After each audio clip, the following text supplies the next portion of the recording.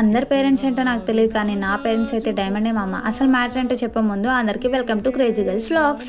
పిల్లల ప్యాషన్ ఏంటి, డ్రీమ్స్ ఏంటి, గోల్స్ ఏంటి అని అన్నీ తెలుసుకొని వాళ్ళకి సపోర్ట్ చేయడం అంటే చాలా గ్రేట్. అందులో నా పేరెంట్స్ ఎప్పుడు ఫస్టే. నేను ఏది చేస్తున్నా అన్న వాళ్ళకి ఫస్ట్ ఇన్ఫార్మ్ చేస్తాను. వాళ్ళు ఎప్పుడు ఏది నో అనలేదు, ఎందుకంటే వాళ్ళకి నా పైన ఉన్న నమ్మకం. కొంతమంది అన్నారు, నువ్వు చాలా లక్కీ, నీ పేరెంట్స్ చాలా గ్రేట్, నీకు అన్నింటిలో సపోర్ట్గా ఉంటారు అని. అవును, నా పేరెంట్స్ చాలా గ్రేట్, నేను చాలా లక్కీ. బట్ దానికన్నా ముందు నేను చేసేది ఏంటంటే వాళ్ళకి ఇచ్చేది నేను ఒకటే, అది నమ్మకం.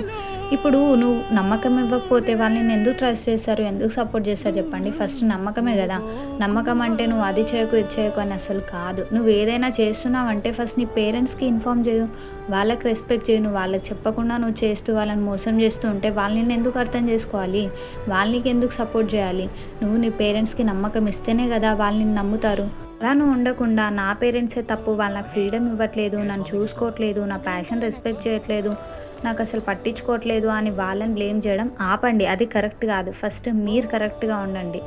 మనం బయట ఎవడో తెలియని వాళ్ళకి ఎంతో రెస్పెక్ట్ ఇస్తాం, బట్ మన ఇంట్లో ఉన్న మన పేరెంట్స్ మన కోసం వాళ్ళు ఎంతో కష్టపడతారు, వాళ్ళకి మాత్రం రెస్పెక్ట్ ఇవ్వం. ఫస్ట్ మన పేరెంట్స్కి రెస్పెక్ట్ ఇవ్వడం నేర్చుకోండి, వాళ్ళకి టైం ఇవ్వడం నేర్చుకోండి.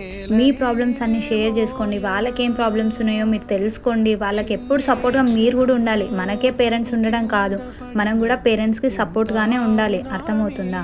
అవును, మీరు అన్నట్టు నా పేరెంట్స్ గ్రేట్ అండ్ నేను లక్కీ. ఎందుకంటే నేను ఎప్పుడు వాళ్ళని మోసం చేయలేదు. నేను ఈవెన్ తప్పు చేసినా ఒప్పు చేసినా వాళ్ళతో షేర్ చేసుకుంటాను. వీడియో ఒకటే చూసి వెళ్ళిపోవడం కాకుండా లైక్, షేర్, సబ్స్క్రైబ్ చేసుకోండి. బాయ్.